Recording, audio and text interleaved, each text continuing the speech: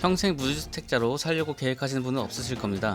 또 한 채 가지신 분도 다주택자 분들도 계시겠죠. 모두가 다 다른 상황에 있겠지만 결국 언제 사고 언제 파느냐, 그것이 문제입니다. 최근 월세 우위도 굳히는 모양새로 깡통 전세, 전세 사기 등 우려가 심화되면서 월세 거래량이 52%로 연간 월세 비중이 50%를 넘어간 건 역사상 2022년이 처음으로 집계됐습니다. 현재 돌아가는 상황은 어떠하고 각자 다른 상황에 맞는 전략, 눈여겨봐야 할 시그널 어떤 게 있을까요? 한번 살펴보시죠. 냠냠냠냠냠냠냠냠냠 지식 냠냠. 2022년 상반기까지 이어진 상승세를 뒤로하고 하반기 역대급 하락세가 펼쳐졌습니다. 과거 하락기였던 2008년에서 2013년 5년에 걸쳐서 30% 하락했었는데요.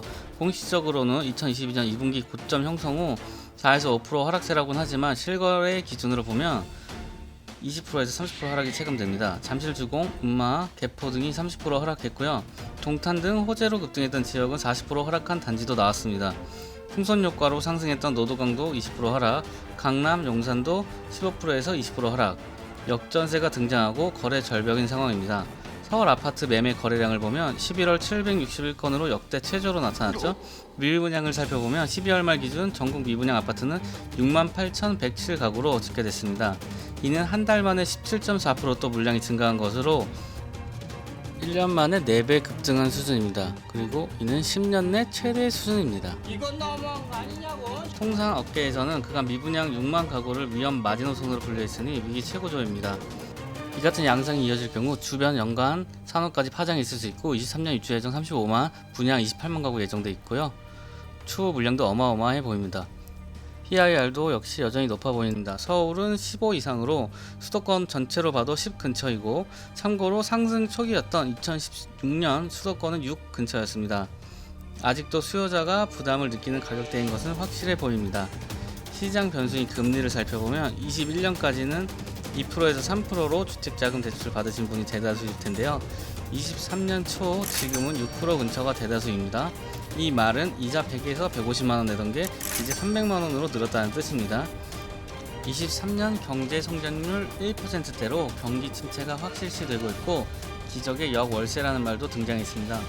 과거보다 전세 가격이 하락하면서 전세를 갱신하면서 집주인이 세입자에게 매달 금액을 오히려 지급하는 형태죠.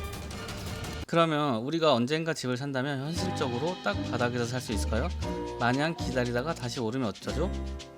정부 정책들이 여러가지 나오고 계속 바뀌고 복잡한 와중에 분석이 힘드시면 그 효과가 나타나며 거래 속성이 변화하는 모습을 포착하는 것이 중요합니다.